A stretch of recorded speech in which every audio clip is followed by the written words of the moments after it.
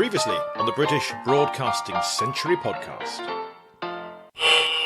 November 1923 and the BBC's first year is reaching its conclusion with its first armistice commemorations, with silence, yes, but also, of course, marked by music.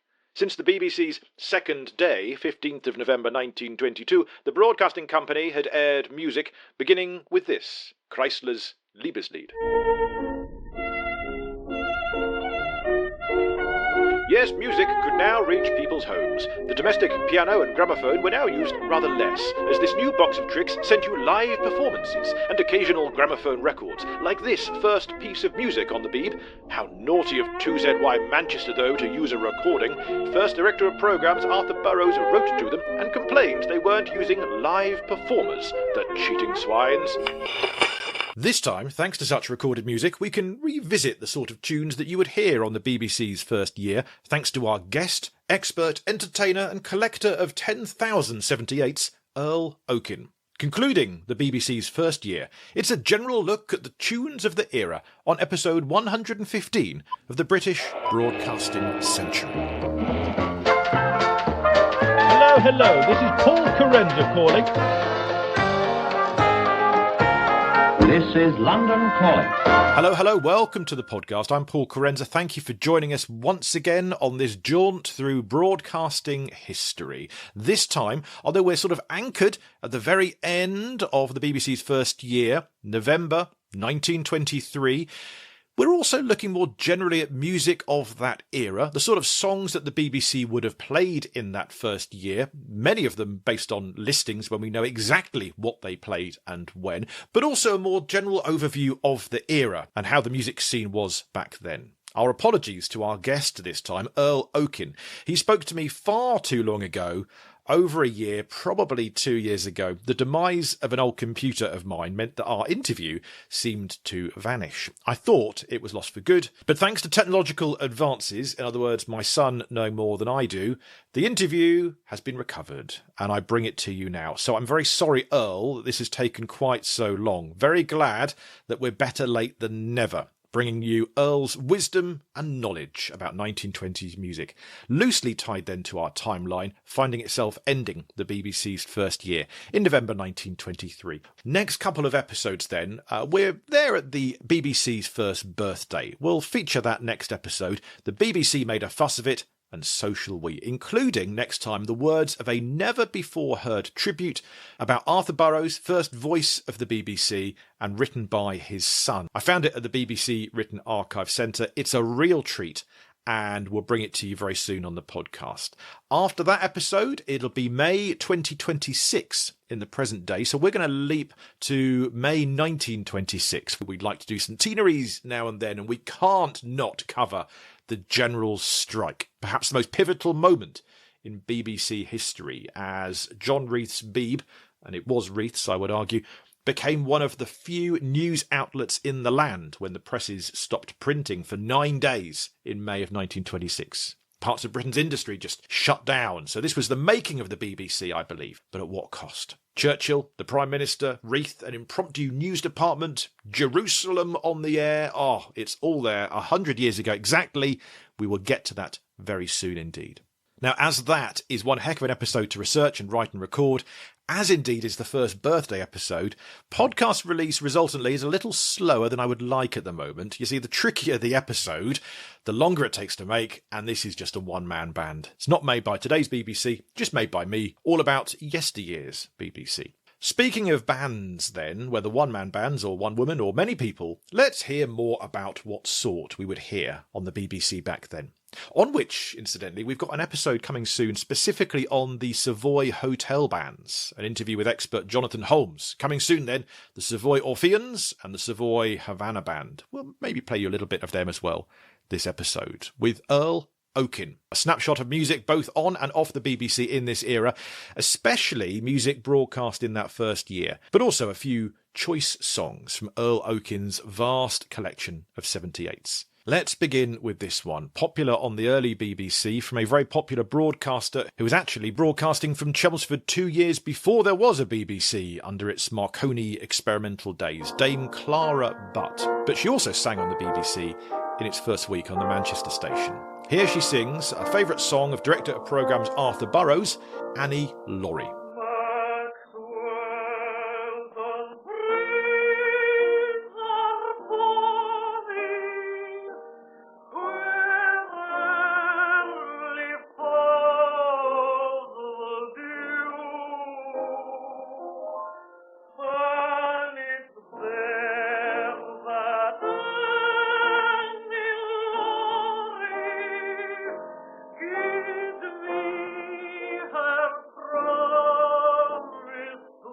Delighted to welcome to the British Broadcasting Century podcast now a man who has worked in entertainment, show business, comedy, and is also a collector of wonderful gramophone records and 78s, and has a podcast as well, which he'll tell us all about. Earl Okin, thank you for joining us, Earl. Delighted to be asked. Thank you. We should mention your podcast first of all. Tell us about your podcast, and for those who love wonderful old music, it's a treasure trove, isn't it? Well, just for me, I started collecting 78s when I was 3 years old. That's 1950.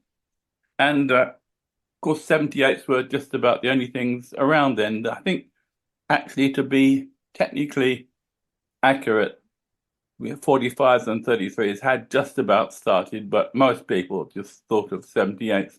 And for my third Christmas or birthday, one or the other, my father, noticing that I like music, instead of buying me toys, he went to the local market, and for half a crown, people know what that means. These days, that would be 12.5 pence. It's ridiculous work. Half a crown was a reasonable amount of money in those days. He bought a wind-up gramophone that everybody was getting rid of because everybody had electric gramophones by that time.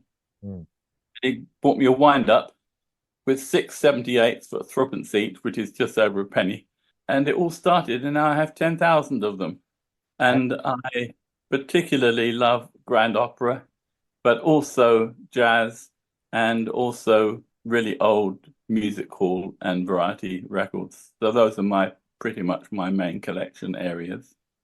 Amazing. Well, I know that listeners to this podcast will love yours. Earl Okin's amazing gramophone show, nearly 200 episodes there waiting for us to listen to. Some years ago, I thought, well, I've got all these records, nobody knows them. And if you talk to people, they think that the earliest thing they tend to know about is, say, Frank Sinatra. So my rule is I will not play anything on my show which isn't either on a 78 or even earlier, a cylinder. The years I cover would be about 1890 to 1960. Well, that fits in very well with certainly what we're talking about on this podcast, because we're taking the very slow route to tell the BBC origin story. So we're in early 1920s. I mean, right now on this podcast, we're sort of essentially in 1923, although we've been talking since sort of 1919 is where we began, because I'm a bit naive about the musical landscape of the 1920s and the like. I kind of thought just jazz generally covered the 20s, and that was sort of the music we had. I know that John Reith hated jazz and wouldn't really allow it much on the BBC. John Reith on jazz. Jazz in its place is all right, but do you not agree that it has got altogether out of place in the life and interest of a considerable section of the community, and that to some extent anyhow it is degrading? Do you think it is a tribute to our educational standards that the personnel of jazz bands should be a matter of public interest? We have a serious responsibility, intellectual and ethical. We have been right in declining to cater down on the give the public what it wants basis. He was not a fan. Can you give us a little overview then? What sort of the state of play in about the early 1920s, say? It was actually a time of transition. Until then, the concerts, if you went to see a singer, there was, of course, the comedy, which was at the music hall. And in those days, very few stand-ups. It was all comedy songs. And if you can listen to most of the stars of music hall, they're all doing it in songs. And there were people who specialized in writing comedy songs, and they rhymed, and they tended to be about a certain range of subjects. For some unknown reason, one of the things you keep hearing is jokes about meeting a woman who's got a wooden leg. I have no idea where that started out, but that's one of the things you often hear. Big thing around then. But there are comedy songs, right? But also there are all these songs, both romantic and hearty, let's put it like that, sort of English Victorian parlour songs. there was only sort of 20 years between the death of Queen Victoria and the opening of the BBC. So that sort of stuff was still being sung. I mean, you think of stuff 20 years ago, say 2005 or something, that's not that long ago. We're still listening to stuff right now. I mean, people are going bonkers to hear Oasis again. Goodness knows why, but they do. And that's, 30 years ago. So you see, there's only a small gap between Victorian times and the 20s. So a lot of the music that was being played was still sort of light classical music of that era. Opera, for those people who liked it, that often sung sadly in English by not particularly wonderful English singers, but people did know of names like Caruso, of course. So those were the things. And then again, sort of trios with a cello and a violin and a piano. You could go into a restaurant, there'd be a trio playing like that in the background. So there was a lot of that going around. And of course, BBC would have loved all of that. First Chief Engineer Peter Eckersley later reminisced, "The music, about 3 instrumentalists who plugged bravely on from morning to night, was looked after by Stanton Jeffries. Jeff was always cheerful and bumptiously reliable. Aunt Sophie, demure and intact, smilingly filled any interval with a precise piano." Eckersley also wrote, "Rex Palmer, who ran the London station, had a beautiful voice. He sang Abide With Me on Sunday nights with extreme unction. So nice too." So here is a bit of Rex Palmer and Abide With Me. Difficult tune to hear, and it's a different tune to the one that I know for Abide With Me. But it's what you would have heard on Sunday nights from London 2LO. Rex Palmer, Abide With Me.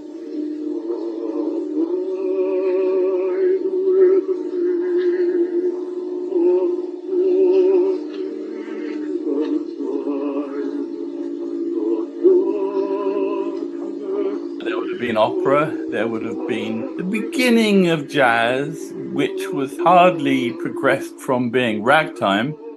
As early as 1910 or so, there are recordings of Mari Lloyd. She did something called the Piccadilly Trot. No doubt you have heard about the Turkey Trot. Some say it's rock, some say it's not. Well, I've got another one that beats a lot, and it doesn't come from Yankee Land. And then if you listen to the rhythm in which she's singing, you can hear, even with her sort of repertoire, you can hear the beginning of the rhythmic side of the tune. Which is already, you can hear the beginning of that rhythm which comes from ragtime. So the influence was gradually coming over. By the 1920s, you had the original Dixieland Jazz Band had recorded the first proper jazz band, and then people were imitating them in England. So it was just beginning, but jazz really comes in post-25, when there was a massive jump forward technologically, and that is, until then, all recordings were people standing into a horn and singing into a sort of column of air which made a needle wobble, and it was literally done physically like that. Mm-hmm. In 1925, the recording microphone appears in studios. Now, the microphone had been a little bit earlier available for the radio, but not in recording studios, and the quality of sound was so much better. A huge jump, and it meant that you could really record a jazz band. You could hear the double bass playing, for instance. And so that was a huge jump, as I say, in music, simply because of the sound quality.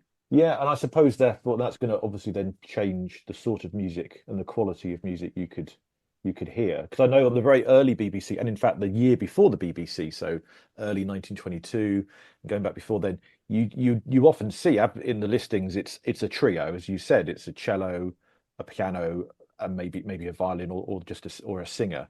And I think in my head I was thinking, okay, it's 3 of them because that's what you could fit in a studio. But by the sounds of it, this is the sort of music you would actually have that people would listen to. Yes, I mean, it was sort of there was a posh restaurants of a certain type, and you would have this sort of music playing in the background, middlebrow music, sort of light classical music, not too complicated, but tunes of that type, and that would be very much what a lot of people liked. You often see the same songs just pre-BBC, the first 6 months before it and the year after it, like The Blind Ploughman, Softly Awakes My Heart, Annie Laurie, Il Baccio.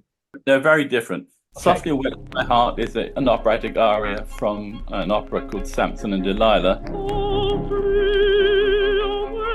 And a lot of contraltos sang that. One of the great singers, one of the first black opera singers, called Marian Anderson, she made a wonderful recording of that in English. You said Softly Awakes My Heart. Of course, it should be Mon cœur s'ouvre à ta voix. It's usually originally in French. But she did a wonderful English version. I have a feeling that some of the versions with English singers weren't quite as good as that, but that's one. Now, you mentioned also The Blind Ploughman. Well, that was one of these sort of parlor songs. There's two things. There's the song, and then there's the lyric. They're not the same thing. I quite like the actual music. The lyric is, oh dear, it's a bit dated and a bit religious. Basically, the theme of the song is, it's a guy singing, he's the ploughman, and he's got the plough, and he's walking up and down, and he's saying, at the end of the day, God took away his sight so that his soul might see. Set my hand upon the plough, my feet upon the sod, and pray to God. You know, it's one of those. And it's actually a great song, and everybody sang it. They probably would have played a record by an Australian singer who had a 45-year career called Peter Dawson, who came to live in England. His version is very well known. I sent you a version by the greatest opera singer on record called Fyodor Shalyapin, who sings it with a Russian accent, but he's so wonderful you don't care. Anything he sings, it doesn't matter. But that was a very popular song, and that's the sort of thing. Then there were other songs like, you know, Empire songs, I'm a son of the Empire, and all that sort of stuff. That was popular. There were all these various, as I call them, parlor songs, and they weren't yet jazz.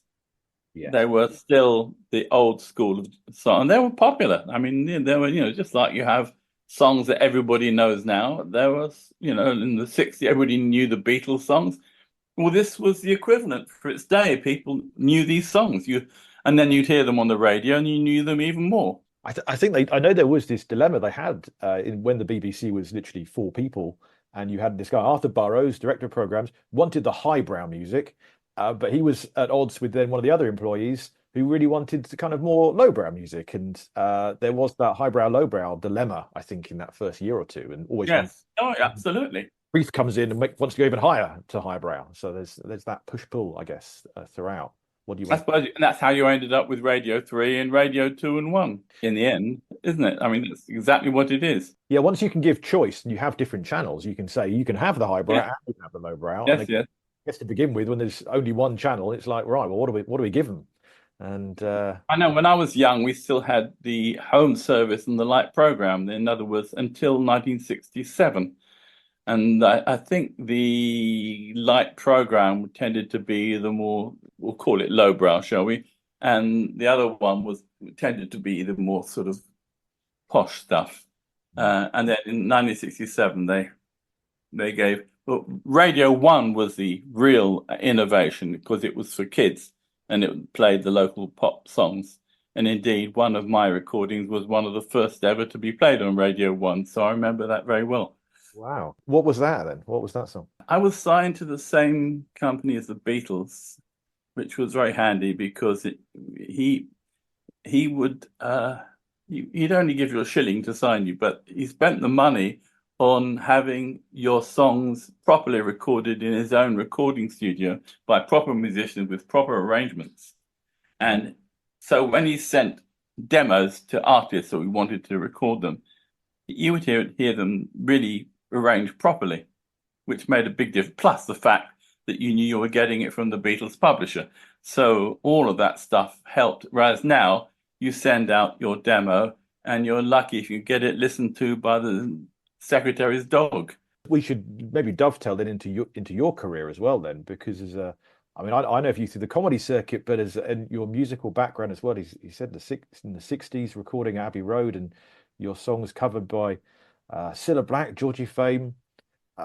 Yeah, I mean, you had a varied career over the years, haven't you? I mean, can you give us some? Well, as I say, in the 60s, I remember I was listening to opera. That was my main love. And then around 1960, I discovered this music called jazz. And there was a cheap label put out by Decca called the Ace of Hearts and another one, the Ace of Clubs. And on it, they put out 1930s, 78s, put onto LP, and they were only about £1, which was half the cost of a current. So they were cheap, And they had this wonderful music on it, and I got very much sucked into Duke Ellington, who, of course, was still alive then.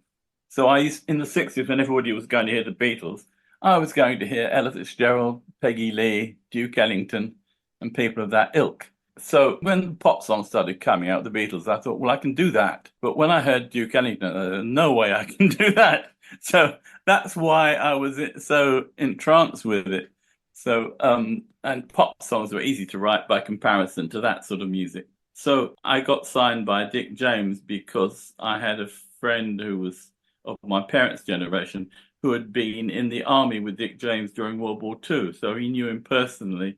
So I was able to get taken in to see him, and it all kicked off. And as you say, those people recorded my songs, plus one by a lady called Helen Shapiro. Oh, yeah. And she's still around. I'm still in touch with her. So that's how that kicked off. And then, unfortunately, I decided to complete my degree, which has been of no use to me whatsoever. I have a degree in philosophy. This gets me into pointless arguments with people who don't understand what I'm saying to them. Instead of which, had I not finished my degree but been available to Dick, he would have pushed me on his new label, but I wasn't available. So he spent that time instead working on another writer he had in his stable called Reg Dwight. Ah. I don't know what happened to him, but there you go. Goodbye. So that was the 60s for me. And then in the 70s, I think 71, Dick died. So I had nobody I was with anymore. And I came out of university, got a proper job. I was a schoolmaster for 11 years. And during the 70s, I began to dislike teaching more and more, and it was sort of repetitive. So to make it worthwhile getting up in the morning, I would perform in the evening at folk clubs. They were called folk clubs, but they were really acoustic music clubs because you didn't actually have to sing folk songs. There were the people who did trad, proper folk songs collected from some remote farmer in the back of Cornwall. And then there were people who wrote their own folk songs, the sort of British versions of Bob Dylan, you might say. And then there were another bunch of people known as the entertainers. And the people I performed alongside were people like Billy Connolly, for instance. Right. He was a banjo player, you see, when I first met him. And he was funny in between playing his songs. And I was sort of funny in between singing my songs. And that's still sort of what I do now. I never really changed from that. I never really wanted to stop doing music. And the comedy was always for me a secondary love rather than the first. In Desert Island Disc style, we should play another record, indeed, because you sent so many over to us. So we've got, what do we introduce? You want to play something funny? Yeah, let's do that. Well, why not start off with one of the early ones? He was born, I think, in 1860 and was still performing in 1930. And he was known as a Cockney comedian. But the Cockney that he spoke was the Cockney of the time of Dickens. He would, for instance, say "werry" instead of "very." It was the Victorian Cockney accent. And he was known as a Cockney or as a Coster comedian, costermonger. And his name was Gus Elan. And one of his songs that I think I sent you was "If It Wasn't for the Houses in Between." This is a typical song of the music hall era. If you saw my little backyard, what a pretty spot you'd cry. It's a picture on a sunny summer's day. With the turnip tops and cabbages, what people doesn't buy. I makes it on a Sunday look all gay. The neighbours thinks I grow 'em and you'd fancy your intent, or at Epsom if you gaze into the mews.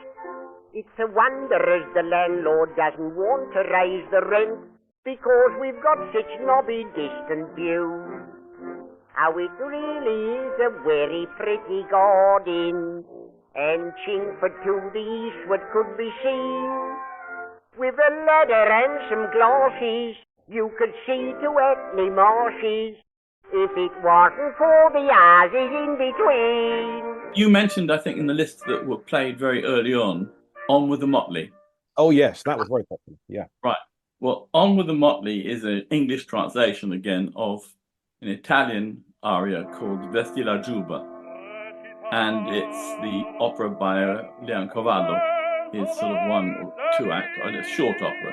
And it's the one where the clown discovers that his wife is being unfaithful to him and he's putting on his makeup, but he's really crying. That's basically the point of the aria.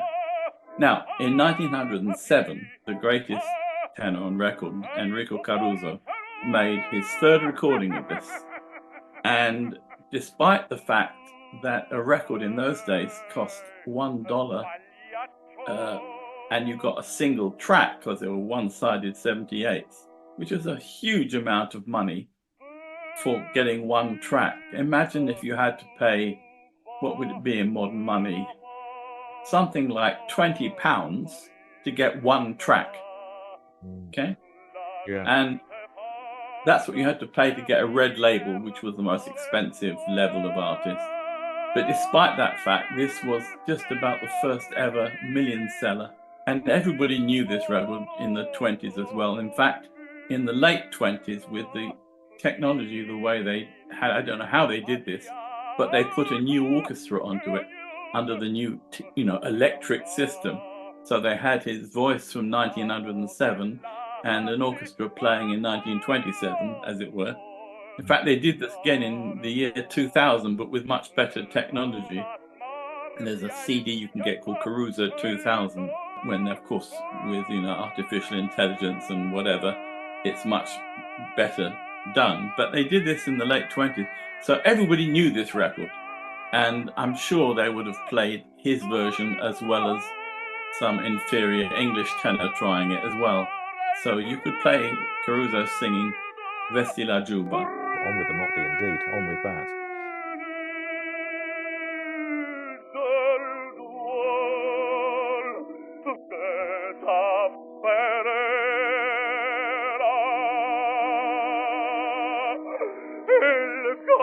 Caruso, I just wondered if he was on the BBC, and I've just had a quick check, and I see that they played a few gramophone records of him early on, but one of the first times they played any gramophone records of Caruso was on a program in 1928 called Voices We Shall Not Hear Again.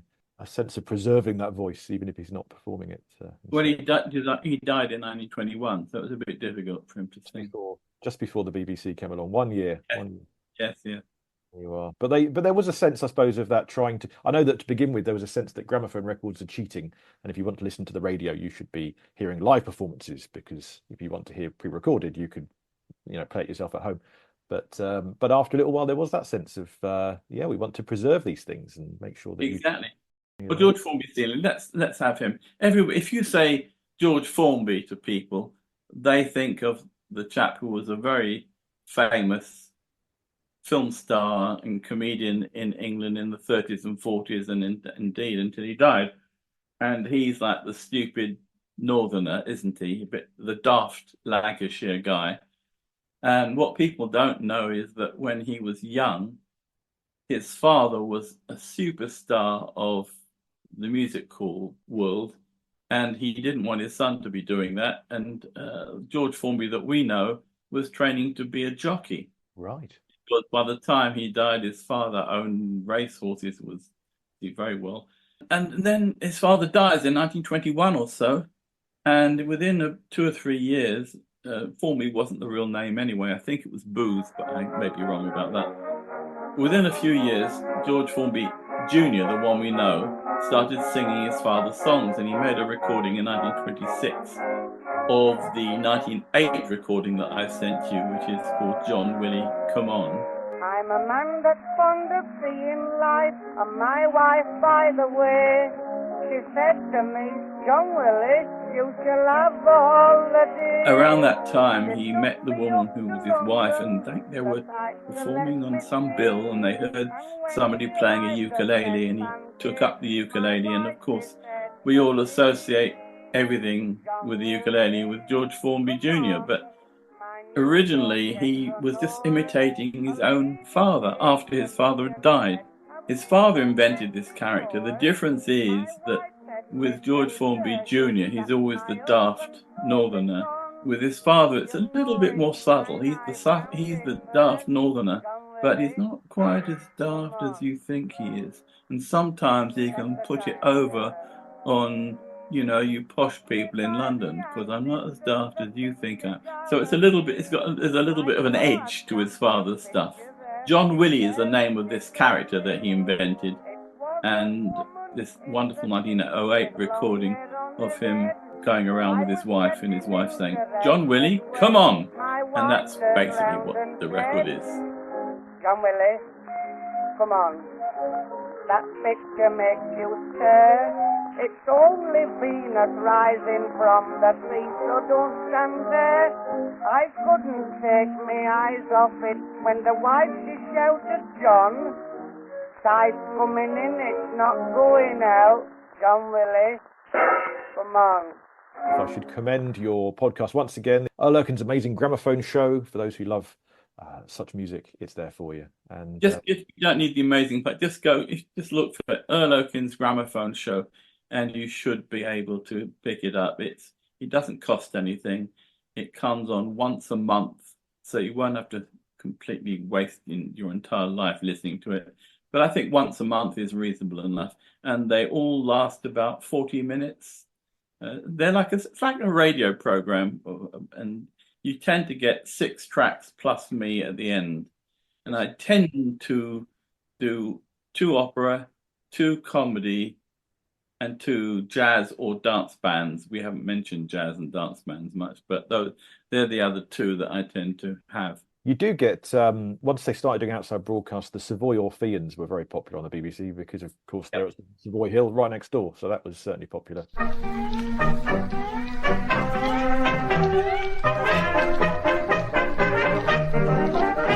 They were more dance band than real jazz, if you know it, because we make, in the 20s, anything that wasn't classical music was called jazz.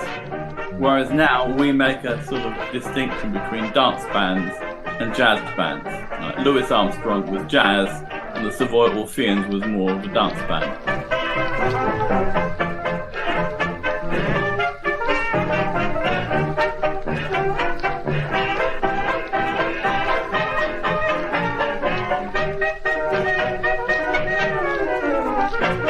What would you choose to play us out? Passing By, but sung by Paul Robeson? We've not had that one. Well, Paul Robeson was...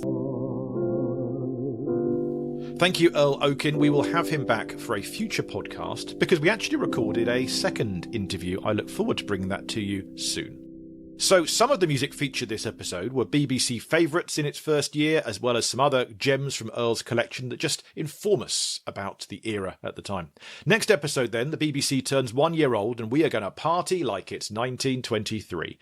Also coming soon, the General Strike of 1926, its centenary of that.